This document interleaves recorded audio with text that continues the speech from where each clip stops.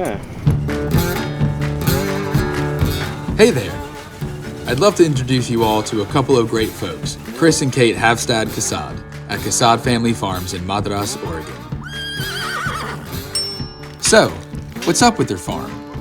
Wait, actually we should first take a quick pause to look at those enormous snow-capped mountains in the background. Nice. This is the best place to do office work. Now, back to the farm. The family has more enterprises than people, growing a variety of crops and livestock in the scenic Oregon high desert. They are just eating like the best salad bar. But up in the desert, in arid Oregon, there isn't too much water, and drought can strike. This is our neighbors. Like 2021, 2022, when like we had the least amount of water we have ever had as a district, like almost 50% of the county looked like that.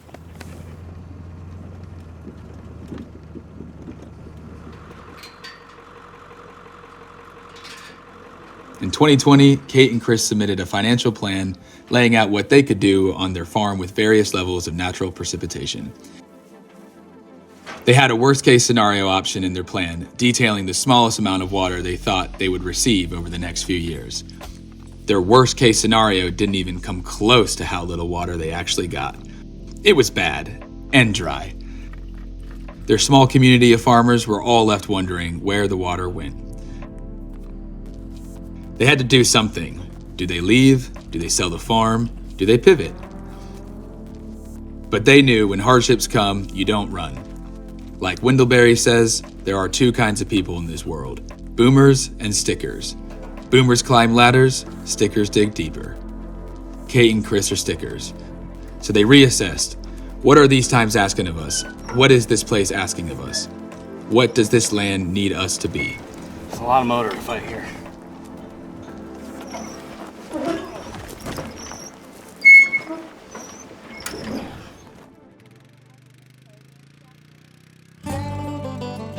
They didn't want to leave their farm, they couldn't do it, and they didn't want to leave their community. They have been an organic farm since their inception. They had successfully taken hundreds of acres of previously conventionally farmed land, applied organic practices, rotational grazing, cover cropping, and the like, and the transitioned newer leases to organic. So they stuck to their guns.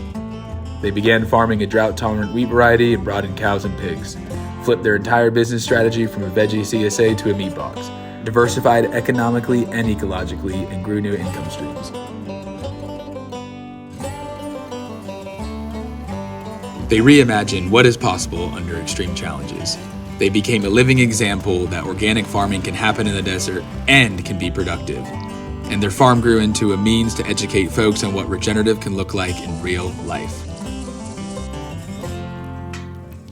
In addition to their farming, way back in 2014, Cate started a hat company, making Western-style hats to provide a tangible product and bring their farm and community to a much larger audience.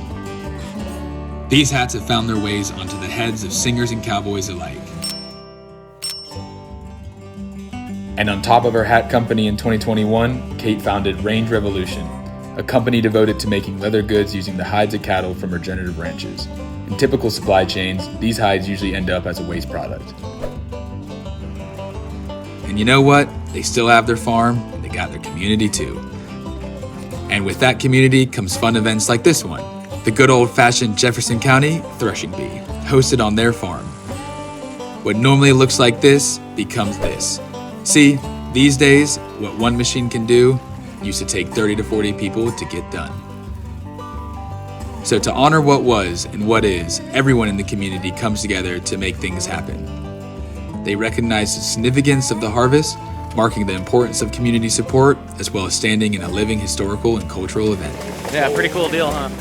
Plus, it's pretty fun to see Dave drive around his fermentation station.